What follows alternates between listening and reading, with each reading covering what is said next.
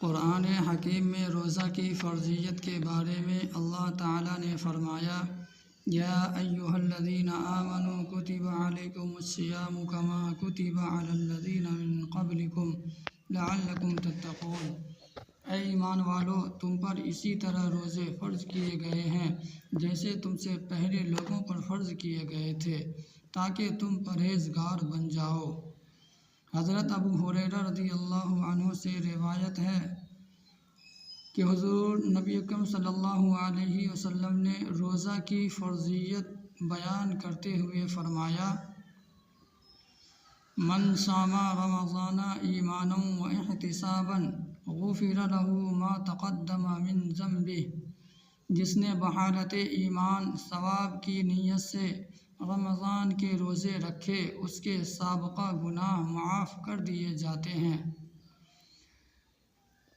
حضور نبی اکرم صلی اللہ علیہ وآلہ وسلم نے ارشاد فرمایا: الصوم جنۃ من النار کجنۃ احدکم من القتال۔ روزہ جہنم کی آگ سے ڈھال ہے، جیسے تم میں سے کسی شخص کے پاس لڑائی کی ڈھال ہو۔ حضرت ابو ہریرہ رضی اللہ عنہ سے مروی ہے کہ حضور نبی اکرم صلی اللہ علیہ وآلہ وسلم نے فرمایا: کل اعمال ابن آدم یضاعف الحسنہ بعشر امثالها الى 700 ضعف الى ما شاء اللہ۔ یقول اللہ تعالی: الا الصوم فانہ لی وانا اجزی۔ آدم کے بیٹے کا نیک عمل 10 گنا سے لے کر 700 گنا تک آگے جتنا اللہ چاہے بڑھایا جاتا ہے۔ اللہ تعالیٰ نے فرمایا ہے: روزہ اس سے مستثنیٰ ہے، کیونکہ وہ میرے لیے ہے اور میں ہی اس کی جزا دوں گا۔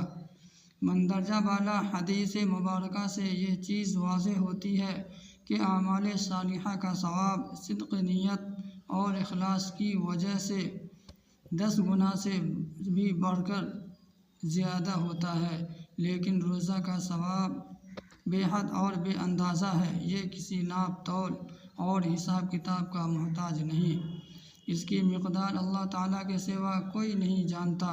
روزے کی اس قدر فضیلت کے درج ذیل اسباب: پہلا سبب، روزہ لوگوں سے پوشیدہ ہوتا ہے، اسے اللہ تعالیٰ کے سوا کوئی نہیں جان سکتا، جبکہ دوسری عبادتوں کا یہ حال نہیں ہے، کیونکہ ان کا حال لوگوں کو معلوم ہو سکتا ہے۔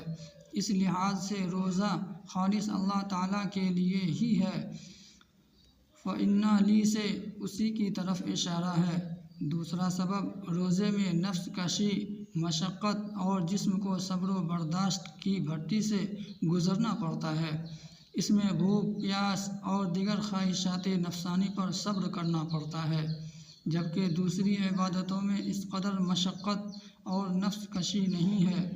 تیسرا سبب، روزہ میں ریاکاری کا عمل دخل نہیں ہوتا، جبکہ دوسری ظاہری عبادات مثلا نماز، حج، زکوٰۃ وغیرہ میں ریاکاری کا شائبہ ہو سکتا ہے۔ چوتھا سبب، کھانے پینے سے استغنا اللہ تعالیٰ کی صفات میں سے ہے۔ روزہ دار اگرچہ اللہ تعالیٰ کی اس صفت سے متشابہ تو نہیں ہو سکتا، لیکن وہ ایک لحاظ سے اپنے اندر یہ خلق پیدا کر کے مقرب الہی بن جاتا ہے۔ پانچواں سبب، روزہ کے ثواب کا علم اللہ تعالیٰ کے سوا کسی کو نہیں، جبکہ باقی عبادات کے ثواب کو رب تعالیٰ نے مخلوق پر ظاہر کر دیا ہے۔ چھٹا سبب، روزہ ایسی عبادت ہے جسے اللہ کے سوا کوئی نہیں جان سکتا، حتیٰ کہ فرشتے بھی معلوم نہیں کر سکتے۔